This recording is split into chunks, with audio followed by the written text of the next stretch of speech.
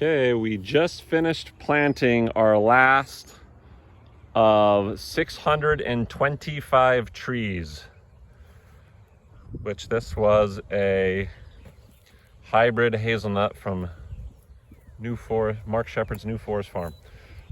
So we have 200 hazelnuts from Mark Shepherd's farm, which are hybrid. I think they're like European American hybrid. 2 different cultivars, and then we have 100 just straight up wild kind of American hazelnuts. We planted these on our swale, so you can see there's our driveway, and this is our top swale. Let's just take a look at all the trees we planted. Did you help Benny? Oh, Benny's gonna count them all. There's a lot. So in between, these are I planted these wild hazelnuts several weeks ago, and then these other ones just came in last week.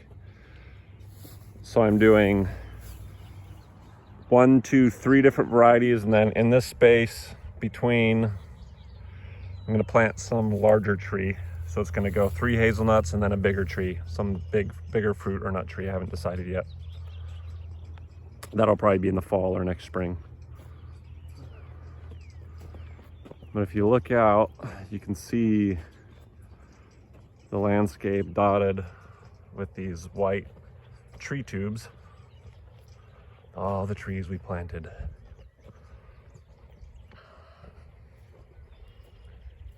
This is our very top swale with our biggest little holding pond. Biggest little holding pond. It's not that big, but it holds a decent amount of water for a decent amount of time.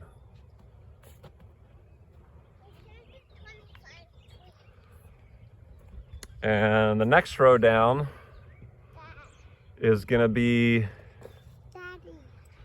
apple trees. We have at the very beginning there, way over there, we have some grafted varieties. And then on the rest of this, we're gonna be planting our own apples from seed. I've been told that that's not a good idea, that for the most part, apples will not be that great, which I'm fine with that. We already have enough apples to feed our whole family. We'll just get rid of the apples that are just totally disgusting and replace them with more wild apple trees until we get lots of cool, interesting, unique varieties. And whatever we don't eat, we just feed to the pigs anyway. So this is our apple row with different things in between. Blueberries, different shrubs, edible shrubs, raspberries, etc. This third swale, the big tree tubes are chestnut. They're Chinese chestnut. American chestnut don't do too well in America, unfortunately. And then in between, I have serviceberries. Oh wait, no. I have 25, sorry, I'm moving the camera too fast. 25 American wild plum, and then 25 serviceberries in between 25 chestnuts. Let's take a look.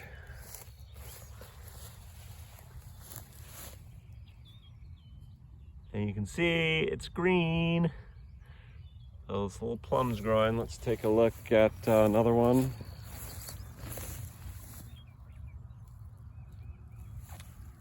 Oh boy, that green down there is grass and clover, but the plum does have a little green on it. It's hard to see. Oh yeah, and then this chestnut way down there, it has green on it.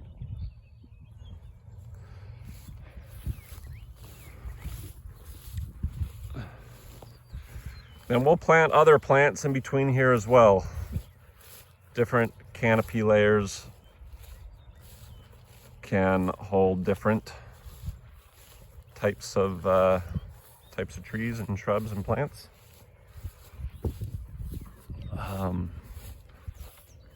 Then in between, we're going to run the cattle. and maybe chickens. Well, probably chickens, maybe pigs. Still have to do some more experimentation to see how bad the pigs tear up the pasture, how long we can keep them on, how long it takes to regenerate. So, but if there's extra chestnuts all on the ground, you know, 10 years from now when we're having some good harvest, we'll definitely bring the pigs in real quick and clean everything up.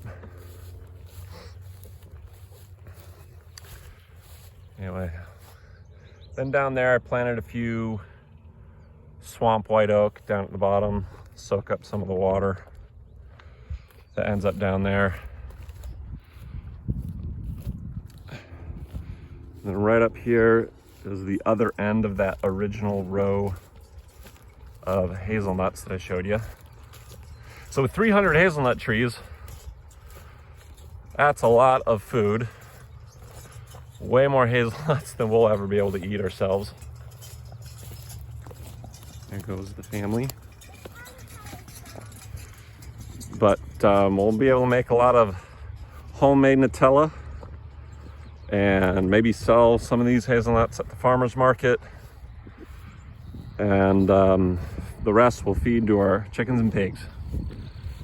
So here's my other row. Now, we learned recently that this lot next to us, this field next to us, 26 acres, it kind of mirrors our property, is destined for some residential housing.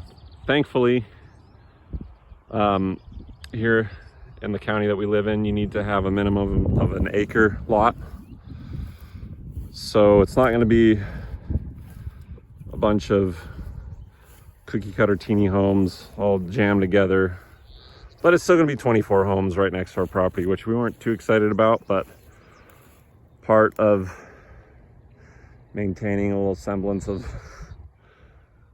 oh, I don't know if isolation is the right word, privacy, where we planted this row of, another row of hazelnuts. Once again, in between these tubes, these are the American wild hazelnuts, and then in between there's the two different varieties from New Forest Farm. Let's see, right there and right there. So hopefully in a couple weeks they'll have some green on them. But I have hazelnuts all the way from that end all the way down. We'll walk the line, and then over here these bigger trees are groups of about 2 or 3 persimmon, and then 2 or 3 honey locust, then persimmon, then mulberry. So alternating mulberry and honey locust between persimmons. That's going to provide food for the pigs. Honey locusts will be in the fall, persimmons will be in the winter, and the mulberries will be in the summer. And all that free food will just be falling from the sky for our pigs to soak up.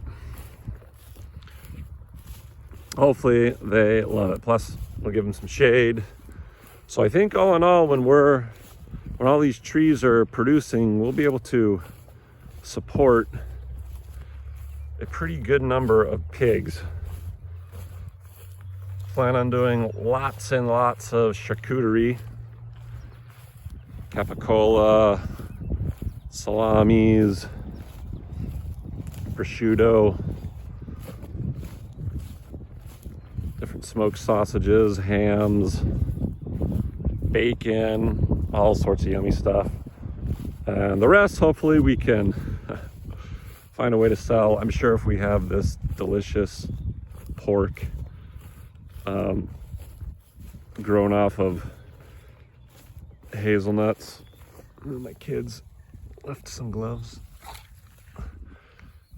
We have a bunch of pigs who forage all of their diet from acorns, hazelnuts, chestnuts, plums, persimmons, mulberries, and honeysuckle.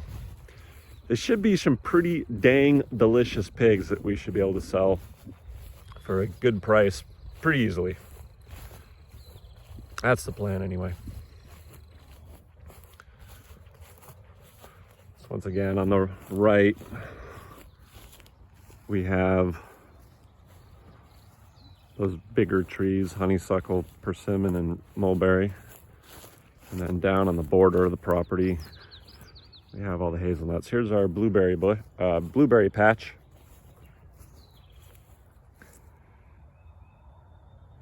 You can see all the little flowers are kind of shriveling up.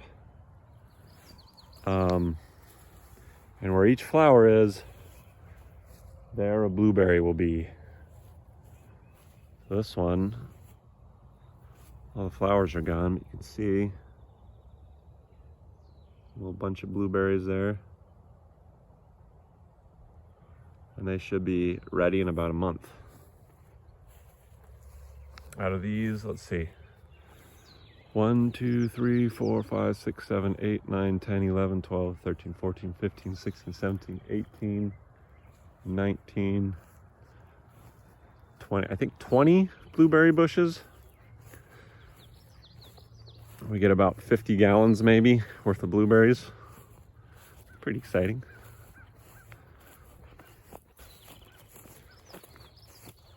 More hazelnuts.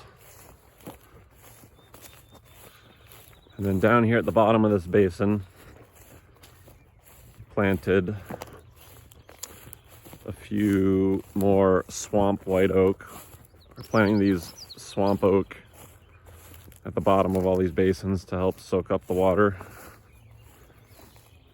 Let's see if these are growing. I don't see any green on that one. See, here's a little mini sinkhole, very lovely. And here's its twin over here, sinkhole. No green in there.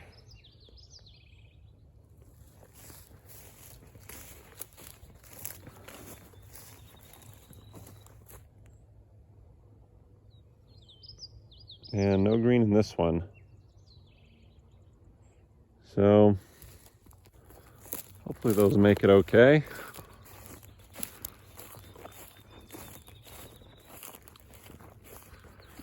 Continuing on here, up the property line, there's the stake for the property line. This big cedar cut down, old fence post.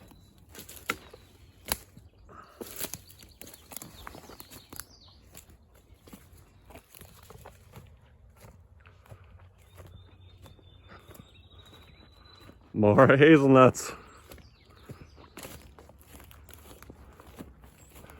Now these hazelnuts are doing great.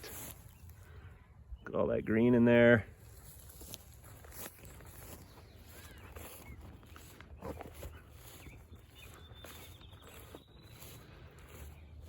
Let's stop and say hello to our pullets. These I think are called Freedom Rangers. So we're gonna be butchering these in about a month.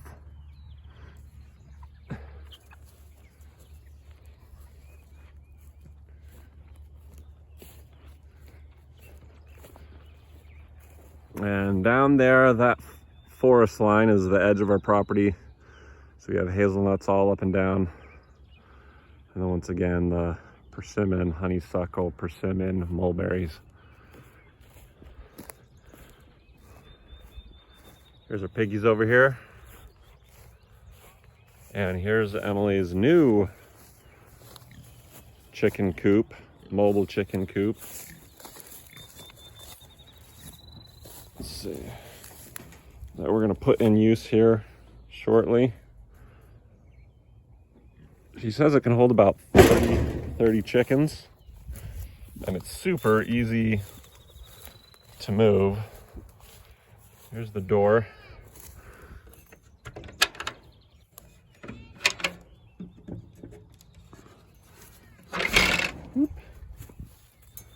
So open it up during the daytime, and then each day move it to a new place. And then in the back there, that little shelf is for little roosts or places for the chickens to lay. Then you just pick up the handle and walk with it real easily.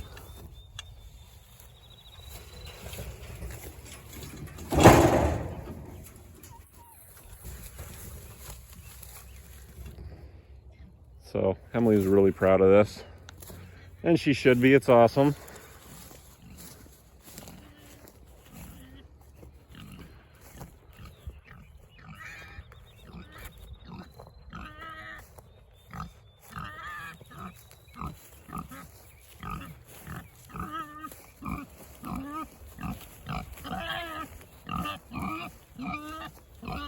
I don't see the baby pigs anywhere. Must be nestled up in the shade over there. Anyway, I'm gonna walk across, show the other side of the pasture. This back pasture. Oh, there's the pigs. Guess they just roam free, that's fine. Yeah, always go back to mama.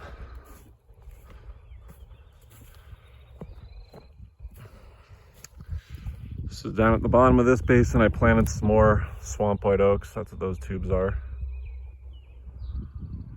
And then you can't see it too well, but on this other border against the property, no hazelnuts, but I do have the persimmon, honeysuckle, mulberry.